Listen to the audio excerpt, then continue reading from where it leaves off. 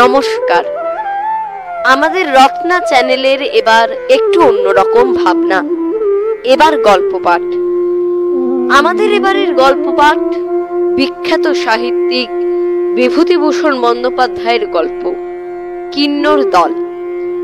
বিভিন্ন ভূমিকায় আছে শ্রীপতির বউ রোদসী চক্রবর্তী, বোস গিন্নি তন্নি চক্রবর্তী, চক্রবর্তী গিন্নি বনহি চক্রবর্তী, রায় গিন্নি অনুষ্কা ভট্টাচার্য, শান্তির মা সুজাতা মুখার্জি, শান্তি সেজুতি ব্যানার্জি, কমলা সুদীপা ঠাকুর, রমা সৃজা ব্যানার্জি, বৃদ্ধ অমিত মজুমদার এবং জ্যোতির্ময় মিত্র, পাঠক বৃদ্ধ এবং শ্রীপতি স্পন্দন ব্যানার্জি, সম্পাদনা ও নির্মাণ স্পন্দন ব্যানার্জি।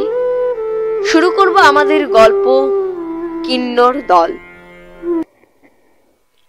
পাড়ায় ৬-৭ ঘর ব্রাহ্মণের বাস মোটে। সকলের অবস্থাই খারাপ। পরস্পরকে ঠকিয়ে পরস্পরের কাছে ধার ধর করে এরা দিন গুজরান করে। অবশ্যই কেউ কাউকে খুব ঠকাতে পারে না, কারণ সবাই বেশ হুঁশিয়ার। গরিব বলেই এরা বেশি কুচুটে ও হিংসুক, কেউ কারো ভালো দেখতে পারে না। পূর্বেই বলেছি সকলের অবস্থা খারাপ, এবং খানিকটা তার দরুন খানিকটা অন্য কারণেই হোক সকলের চেহারাই খারাপ। কিশোরী মেয়েদেরও মুখে তেমন লালিত্য নেই। ছোট ছোট ছেলেরা এমন অপরিষ্কার অপরিচ্ছন্ন থাকে এবং এমন পাকা পাকা কথা বলে যে তাদের আর শিশু বা বালক বলে মনে হয় না। কাব্যে বা উপন্যাসে যে শৈশবকালের কতই প্রশস্তি পাঠ করা যায়, মনে হয় সেসব এদের জন্য নয়। এরা মাতৃগর্ভ থেকে ভূমিষ্ঠ হয়ে একেবারে প্রবীণত্বে পা দিয়েছে। পাড়ায় একঘর গৃহস্থ আছে, তারা এখানে থাকে না। তাদের কোঠা বাড়িটা চাবি দেওয়া পড়ে আছে আজ 10-12 বছর। এদের মস্ত বড় সংসার ছিল। এখন প্রায় সবাই মরে হেজে গিয়ে মাত্র 5টি প্রাণীতে দাঁড়িয়েছে। বাড়ির বড় ছেলে পশ্চিমে চাকরি করে, মেজ ছেলে কলেজে পড়ে কলকাতায়, ছোট ছেলেটি জন্মাবধি কালা ও বোবা, পিসিমার কাছে থেকে মূকবধির বিদ্যালয়ে পড়ে। বড় ছেলে বিবাহ করেনি, যদিও তার বয়স 30-32 হয়েছে। সে নাকি বিবাহ বিরোধী। শোনা যাচ্ছে সে এমনি ভাবেই জীবন কাটাবে। পাড়ার মধ্যে এরাই শিক্ষিত সচ্ছল অবস্থার মানুষ, সেজন্য এদের কেউ ভালো চোখে দেখে না। মনে মনে সকলেই এদের হিংসে করে, এবং বড় ছেলে যে বিয়ে করবে না বলছে সে সংবাদে পাড়ার সবাই পরম সন্তুষ্ট। যখন সবাই ছোট ও গরিব, তখন এক ঘর লোক কেন এত বার বাড়বে?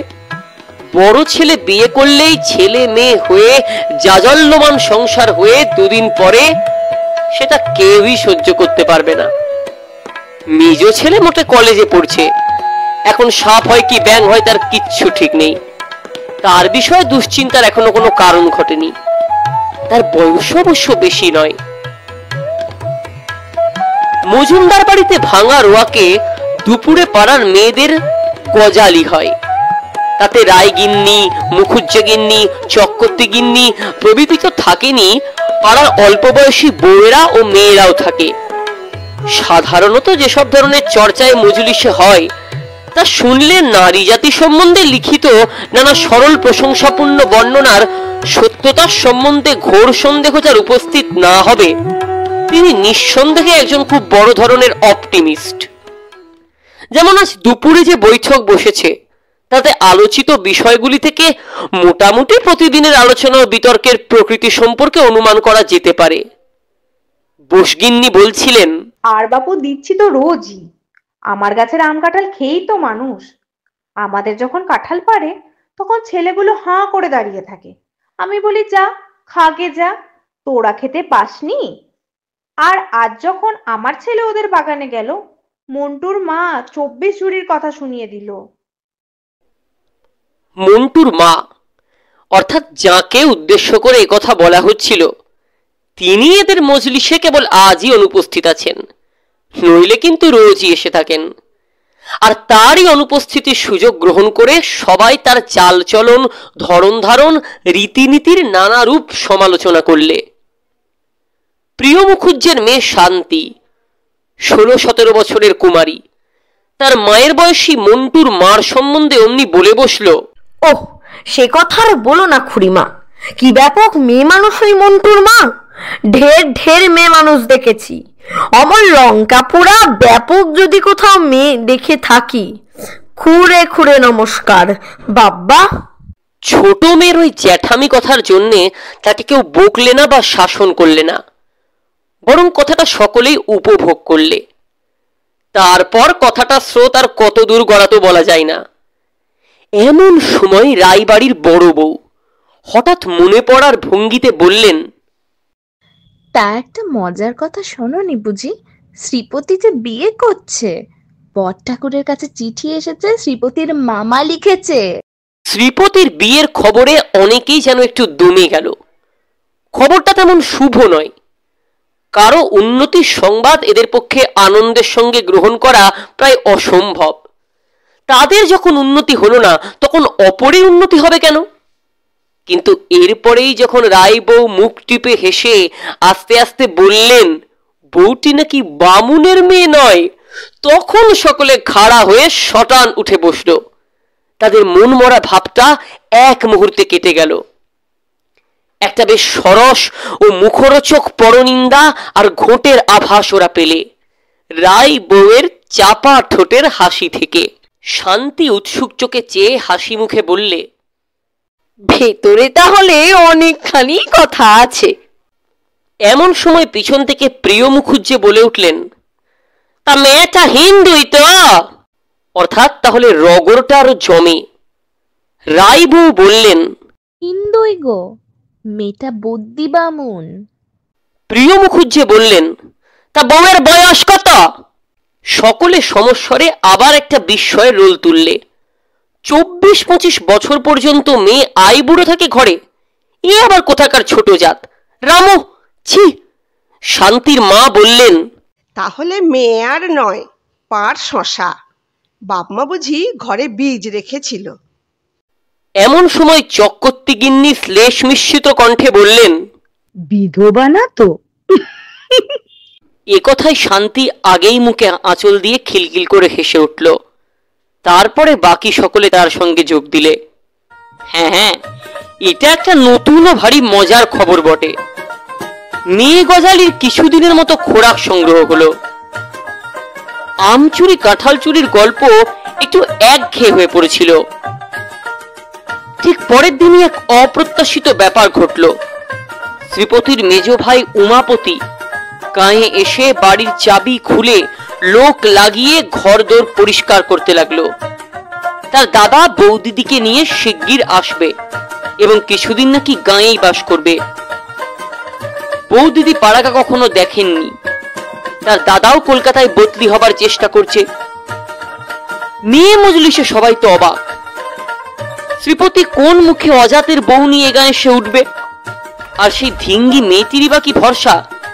ব্রাহ্মণদের মধ্যে ব্রাহ্মণ পাড়ায় বিয়ের বউ সেজে সে কোন সাহসে আসবে? শ্রীপতি অবশ্যই বউ নিয়ে পৈতৃক বাড়িতে আসার বিষয়ে এদের মতো জিজ্ঞাসা করেনি। একদিন একখানা নৌকা এসে গ্রামের ঘাটে দুপুরের সময় লাগলো ও নৌকো থেকে নামলো শ্রীপতি, তার নববিবাহিতা বধূ, একটি ছোকরা চাকর, দুটি ট্র্যাঙ্ক, একটি বড় বিছানা ও একটি ঝুড়ি।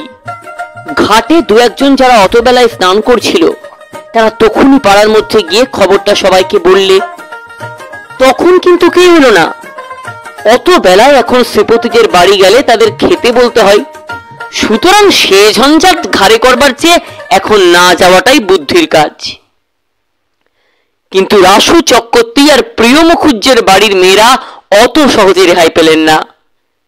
শ্রীপতি নিজে গিয়ে একেবারে অন্তঃপুরের মধ্যে ঢুকে বললে, ও পিসিমা, ও বৌদিদি, আপনারা আপনাদের বউকে হাতে ধরে ঘরে না তুললে কে আর তুলবে? আসুন সবাই। বাধ্য হয়ে কাছাকাছি 2-3 বাড়ির মেয়েরা শাঁখ হাতে, জলের ঘটি হাতে নতুন বউকে ঘরে তুলতে এলেন, খানিকটা চক্ষু লজ্জায়, খানিকটা কৌতূহলে। মজা দেখবার প্রবৃত্তি সকলের মধ্যেই আছে। ছোট বড় ছেলেমেয়েরাও এলো, শান্তি এলো, কমলা এলো। শ্রীপতিদের বাড়ির উঠোনে নিচু তলায় একটি মেয়ে দাঁড়িয়ে আছে। দূর থেকে মেয়েটির ধপধপে ফর্সা গায়ের রং ও পরনের দামি সিল্কের শাড়ি দেখে সকলে অবাক হয়ে গেল। কি অনিন্দ সুন্দর মুখশ্রী মেয়েটির, ডাগর ডাগর চোখ, অমন ধরনের সুন্দর মুখ এসব পাড়া গাঁয়ে আর কেউ দেখেনি। সকলে আশা করেছিল গিয়ে দেখবে একটি কালো আধঘুমটা দেওয়া মেয়ে উঠোনের মাঝখানে দাঁড়িয়ে প্যাট প্যাট করে চেয়ে রয়েছে ওদের দিকে, কিন্তু তার পরিবর্তে দেখলে একটি নম্রমুখী সুন্দরী তরুণী মূর্তি। মুখখানি এত সুকুমার যে মনে হয় 16-17 বছরের একটি বালিকা। বিকেলে ওদিকে বোস গিন্নি ঘাটে চক্করতি গিন্নিকে জিজ্ঞেস করলেন, কি গো দিদি, শ্রীপতির বউকে কেমন দেখলে? চক্করতি গিন্নি বললেন, না, দেখতে বেশ ভালোই। চক্করতি গিন্নির সঙ্গে শান্তি ছিল। সে হাজার হোক ছেলে মানুষ, ভালো লাগলে পরের প্রশংসার বেলায় সে এখনো কার্পণ্য করতে শেখেনি। উচ্ছ্বসিত সুরে সে বলে উঠল, চমৎকার! খুড়িমা একবার কি দেখে আসবেন, সত্যি অদ্ভুত ধরনের ভালো। বোস গিন্নি অবাক হয়ে বললেন, ভালো মানে কেমন ভালো? এবার চক্করতি গিন্নি নিজেই বললেন, যা ভেবেছিলাম তা নয়, বউটি সত্যিই দেখতে ভালো। আর কেনই বা হবে না বলো? শহরের মেয়ে দিনরাত সাবান ঘষছে, পাউডার ঘষছে, তোমার আমার মতো রাঁধতে হতো, বাসন মাজতে হতো। দেখতাম চেহারার কত জৌলুস বজায় রাখে। বিকেলে এপাড়ার ওপাড়ার মেয়েরা দলে দলে বউ দেখতে এলো। অনেকেই বললে এমন রূপসী মেয়ে তারা কখনো দেখেনি। পরের দিন পুরুষদের দলে এবং মেয়ে মজলিসে আলোচনার একমাত্র বিষয় হয়ে দাঁড়ালো শ্রীপতির বউ। দেখা গেল তার রূপ সম্বন্ধে দুমত নেই সভ্যদের, কিন্তু তার চরিত্র সম্বন্ধে নানা রকম মন্তব্য অবাধে চলেছে। ধরন ধারণ যেন কেমন কেমন, অত সাজগোজ কেন হে বাপু? ভালো ঘরের মেয়ে নয়, দেখলেই বোঝা যায়। পাড়া গ্রামের মাটিতে গুমড়ে পা পড়েছে না, এমনি ভাব। বামুনের ঘরে বিয়ে হয়েছে, ভাবছে যেন কি নাকি। বাসন মাজতে হলে ও হাদার বেশি দিন অত সাদাও থাকবে না, নরমও থাকবে না। ঠেলা বুঝবেন পাড়া গাঁয়ের। গলায় নেকলেস ঝুলোতে আমরাও জানি। বামুনের ঘরে এইছে না, তা তো হবেই। বদ্যি বামুনের মেয়ে, বামুনের ঘরে এছে, ওর 7 পুরুষের সৌভাগ্যী না। নববধূর সপক্ষে বললে কেবল শান্তি ও কমলা। শান্তি ঝাঁঝের সঙ্গে বললে, তোমরা কেন ভালো দেখতে পারো না বাপু? কেন সব বলবে একজন ভদ্র ঘরের মেয়ের সম্বন্ধে? কাল বিকেলে আমি গিয়ে কতক্ষণ ছিলাম নতুন বউয়ের কাছে, কোনো ঠেক্কার নেই, অহংকার নেই, চমৎকার মেয়ে। কমলা বললে, আমাদের উঠতে দেয় না কিছুতেই। কত গল্প করলে, খাবার খেতে দিলে, চা করলে, আর কই খুব সাজগোজ তো করে না।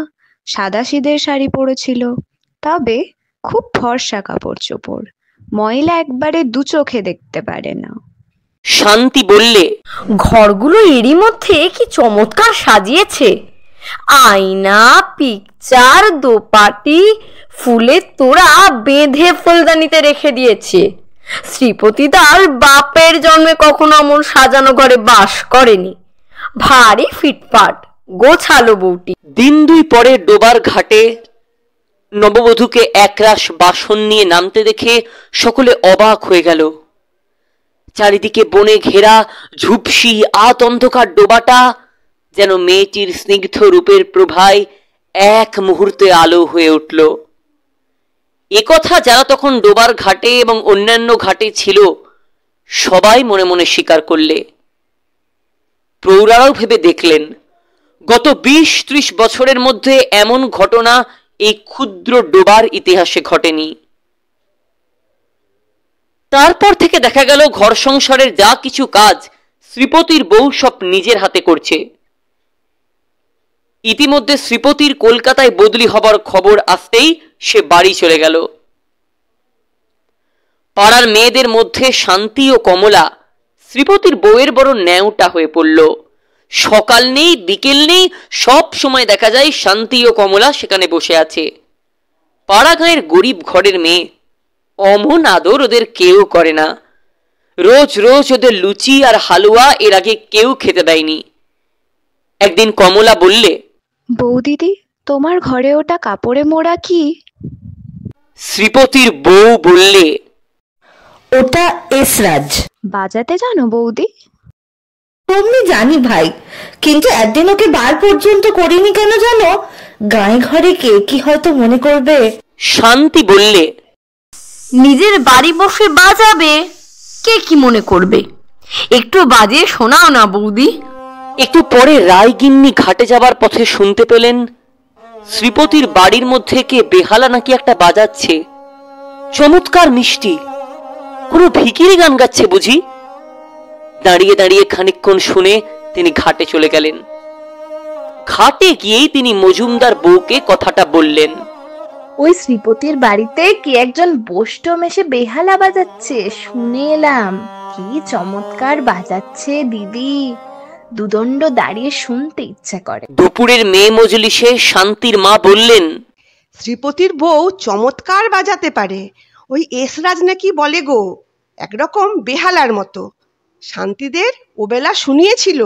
রায় বউ বললেন, ও তাই ও বেলা শুনতে পেলাম নাইতে গিয়ে। সে যে ভারী চমৎকার বাজনা গো, আমি বুঝি কোনো ফকির বৈষ্ণব ভিক্ষে করতে এসেছে। এমন সময় শান্তি আসতেই তার মা বললেন, ওই জিজ্ঞেস করো না শান্তিকে। শান্তি বললে, সে আর তোমায় কি বলবো খুড়িমা, বৌদিদি যা বাজালে অমন কখনো শুনিনি। শুনবে তোমরা? তাহলে এখন বলি বাজাতে, বললেই বাজাবে। শান্তি শ্রীপতিদের বাড়ি চলে যাবার অল্প পরেই শোনা গেল শ্রীপতির বউয়ের এসরাজ বাজনা। অনেকক্ষণ কারো মুখে কথা রইল না। নীরবতা ভেঙে চক্রবর্তী গিন্নি বললেন, বড় চমৎকার বাজায় তো। সকলেই স্বীকার করলে শ্রীপতির বউকে আগে যা ভাবা হয়েছিল সেরকম নয়, মেয়েটি বেশ। এসরাজ বাজনার মধ্যে দিয়ে পাড়ার সকলের সঙ্গে শ্রীপতির বউয়ের সহজ আলাপ পরিচয় জমে উঠল। দুপুর সন্ধ্যায় প্রায় সবাই শ্রীপতিদের বাড়ি যেত বাজনা শুনতে। তারপর একদিন সবাই শুনল তার গান। পূর্ণিমার রাত্রে জ্যোৎস্না ভরা ভেতর বাড়ির রোয়াকে বসে বউটি এসরাজ বাজাচ্ছিল।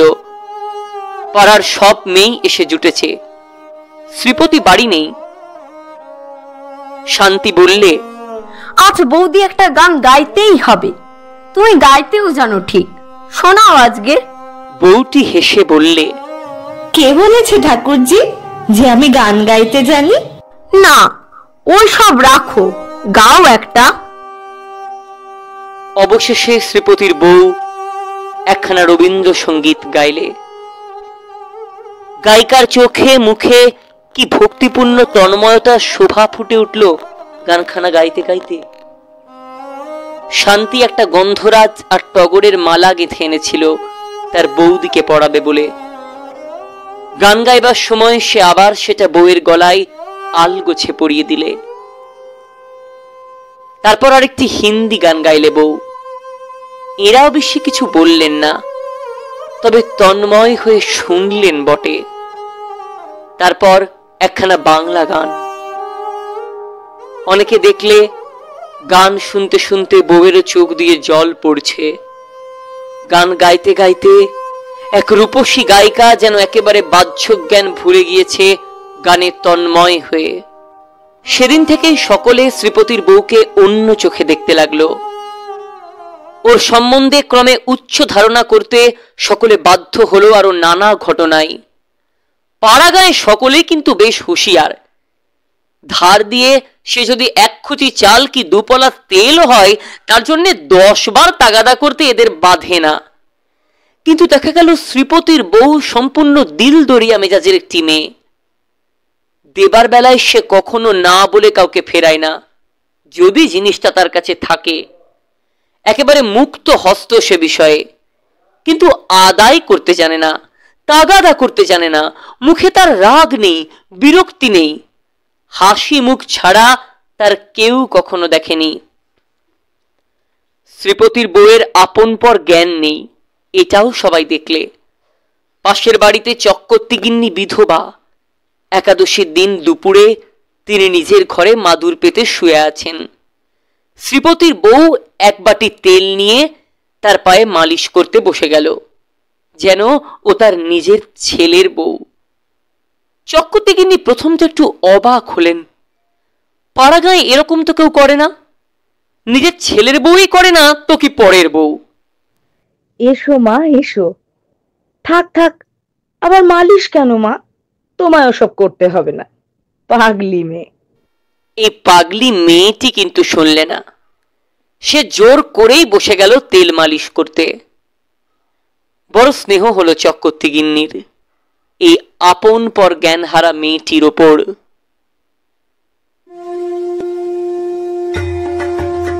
পুজোর সময় এসে পড়েছে।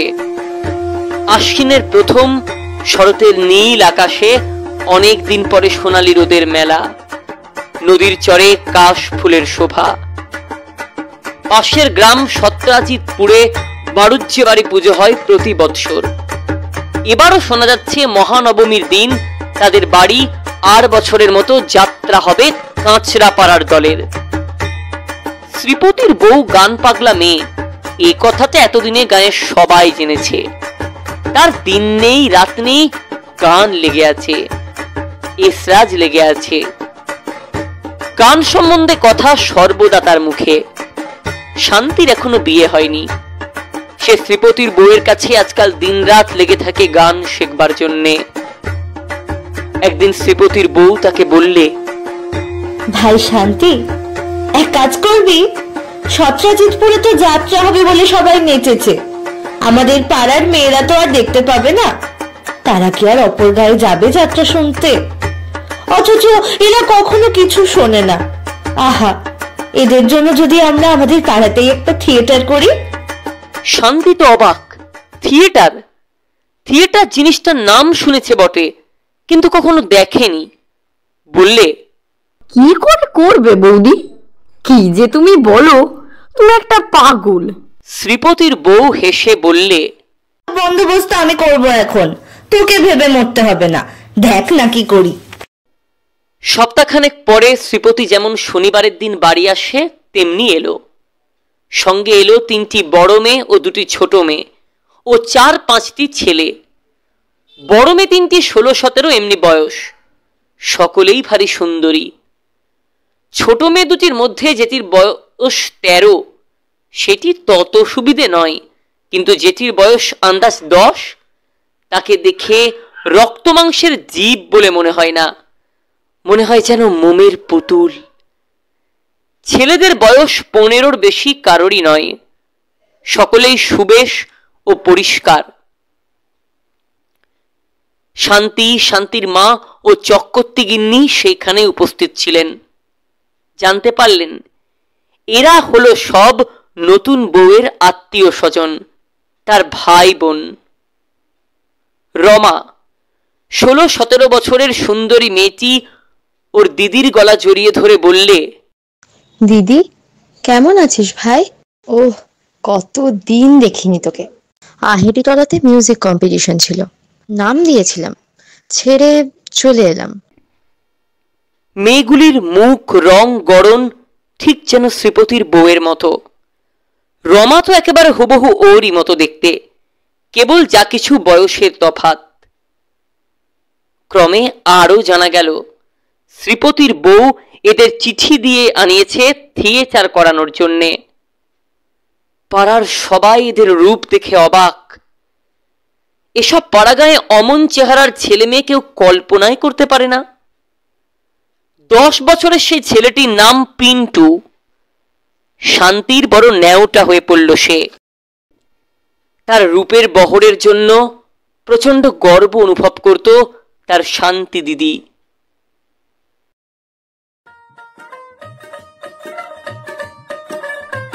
পুজো এসে পড়ল। এ গায়ে পুজোয় কোনো উৎসব নেই। গরিবদের গায়ে পুজো কে করবে? ভিন গায়ে গিয়ে মেয়েদের পুজো দেখবার রীতি না থাকায় অনেকে 10, 15 কি 20 বছর প্রতিমা পর্যন্ত দেখেনি। মেয়েদের জীবনে কোনো উৎসব আমোদ এ গায়ে নেই। শ্রীপতির বউ তাই একদিন শান্তিকে বলেছিল, সত্যি কি করে যে তোরা থাকিস ঠাকুরজি, একটু গান নেই, বাজনা নেই, বই পড়া নেই, মানুষ যে কেমন করে থাকে এমন করে। বোধহয় সেই জন্যই এত উৎসাহের সঙ্গেও লেগেছিল থিয়েটারের ব্যাপারে। শ্রীপতিদের বাড়ির লম্বা বারান্দার একধারে তক্তাপোষ পেতে দড়ি টাঙিয়ে হলদে শাড়ি ঝুলিয়ে স্টেজ করা হয়েছে। শ্রীপতির বউ ভাই বোনদের নিয়ে সকাল থেকে খাটছে। শান্তি বললে, তুমি এত জানলে কি করে বৌদি? রমা বললে, তুমি জানো না দিদিকে, শান্তি দিদি, ও অল বেঙ্গল মিউজিক কম্পিটিশনে। শ্রীপতির বউ তাকে ধমক দিয়ে থামিয়ে দিয়ে বলে উঠল, যা, অনেক কাজ বাকি, এখন তোর তো বক্তৃতা করতে হবে না দাঁড়িয়ে। রমা হেসে থেমে গেল। মহাষ্টমীর দিন আজ। শুধু মেয়েদের আর ছোট ছেলেদের নিয়ে থিয়েটার দেখবে শুধু মেয়েরাই। সমস্ত পাড়া কুড়িয়ে সব মেয়ে এসে জুটেছে থিয়েটার দেখতে। ছোট্ট নাটকটি শ্রীপতির বউয়ের জ্যাঠামশাইয়ের লেখা। শ্রীপতির বউ সেজেছে অনুরাধা আর রমা ভদ্রা। ওর অন্য সব ভাই বোনেরা অভিনয় করলে। শ্রীপতির বউ বেশভূষায়, রূপে, গলে দোদুল্যমান জুঁই ফুলের মালায় যেন প্রাচীন যুগের রূপকথার রাজকুমারী। রমাও তাই। গানে গানে অনুরাধা যেন স্টেজ ভরিয়ে দিলে। আর কি অপূর্ব নৃত্যভঙ্গি! তার অন্য ভাইগুলিও কি চমৎকার অভিনয় করলে। পিন্টুকে কি চমৎকার মানিয়েছে। অভিনয় যখন শেষ হলো তখন রাত প্রায় 11টা। গ্রামের মেয়েরা কেউ বাড়ি চলে গেল না। তারা শ্রীপতির বউকে ও রমাকে অভিনয়ের পর আবার দেখতে চায়। শ্রীপতির বউ ও তার ভাই বোনদের রান্নাঘরে নিয়ে গিয়ে চক্কর্তি গিন্নি ও শান্তির মা খেতে বসিয়ে দিলেন। আর ওদের চারিধারে গেলেন পাড়ার যত মেয়ে। কমলা বলল, বৌদিদের ভাই বোনগুলিও সব হীরের টুকরো, যেমন সব চেহারা তেমনই গান। শান্তি তো তার বৌদিদির পিছু পিছু ঘুরছে। তার চোখ থেকে অভিনয়ের ঘোর তখনও কাটেনি। সেই জুঁই ফুলের মালাটি বৌদির গলা থেকে সে এখনো খুলতে দেয়নি। শান্তির মা বললেন, পিন্টু খাচ্ছে না, দেখ সেজো বউ, আর একটু দুধ দি, ভাত কটা মেখে নাও বাবা, চেঁচিয়ে তো খিদে পেয়ে গিয়েছে। কি চমৎকার মানিয়েছিল পিন্টুকে না সেজো বউ, একে ফুটফুটে সুন্দর ছেলে। শ্রীপতির বউ হাজার হোক ছেলে মানুষ। সকলের প্রশংসায় সে এমন খুশি হয়ে উঠল যে তার খাওয়াই হলো না। সলজ্জ হেসে বললে, জ্যাঠামশাই আমাদের বলেন কিন্নর দল। পোষগিন্নি বললেন, নামটি বেশ, কিন্নর দল, কি মিষ্টি। এমন একদল সুশ্রী চেহারার ছেলে মেয়ে, তার উপর তাদের এমন অভিনয় করার ক্ষমতা, এমন গানের গলা, এমনই হাসি খুশি মিষ্টি স্বভাব সকলেরই মনোহরণ করবে তার আশ্চর্য কি। চক্রবর্তী গিন্নি ভাবলেন, কিন্নর দলই বটে। ওদের খেতে খেতে হাসি আর গল্প করতে মহাষ্টমীর নিশি প্রায় ভোর হয়ে এলো। শ্রীপতির বউ বললে, আসুন, বাকি রাতটুকু আর বাড়ি যাবেন কেন, গল্প করেই কাটানো যাক। রাত ফর্সা হলো। সে মহাষ্টমী রাত্রি থেকে গ্রামের সবাই জানলে শ্রীপতির বউ ঠিক কি ধরনের মেয়ে। কেবল তারা জানল না যে শ্রীপতির বউ প্রতিভাশালিনী গায়িকা, সত্যিকার আর্টিস্ট। সে ভালোবেসে শ্রীপতিকে বিয়ে করে এই পাড়া গাঁয়ের বনবাস মাথায় করে নিয়ে নিজের উচ্চাকাঙ্ক্ষা ছেড়েছে, যশের আশা, অর্থের আশা, আর্টের চর্চা পর্যন্ত ত্যাগ করেছে, তবু গানের ঝোঁক ওকে ছাড়ে না। ভূতে খাওয়ার মতো পেয়ে বসে, দিন রাত তাই ওর মুখে গান লেগেই আছে।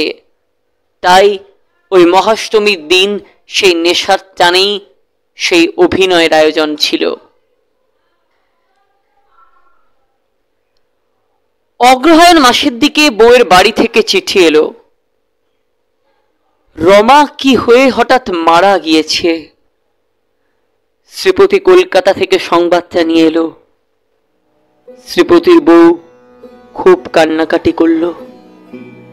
পাড়া শুদ্ধ সবাই চোখের জল ফেললে ওকে সান্ত্বনা দিতে এসে। শান্তি এখন সবসময় বৌদির কাছেই থাকে। তাকে একদিন শ্রীপতির বউ বললে, জানিস শান্তি, আমাদের কিন্নরের দল ভাঙতে শুরু করেছে, রমাকে দিয়ে আরম্ভ হয়েছে। আমার মন বলছে যেন। শান্তির বুকের ভেতরটা ছ্যাঁত করে উঠল। ধমক দিয়ে বললে, থাক ওই সব, কি যে বলো বৌদি। কিন্তু শ্রীপতির বউয়ের কথায় খাটল। সে ঠিকই বলেছিল, কিন্নরের দলে ভাঙন ধরেছে। রমার পরে ফাল্গুন মাসের দিকে পিন্টুও চলে গেল বসন্ত রোগে। তার আগে শ্রীপতির বউ মাঘ মাসে বাপের বাড়ি গিয়েছিল। শ্রাবণ মাসের প্রথমে প্রসব করতে গিয়ে সেও গেল।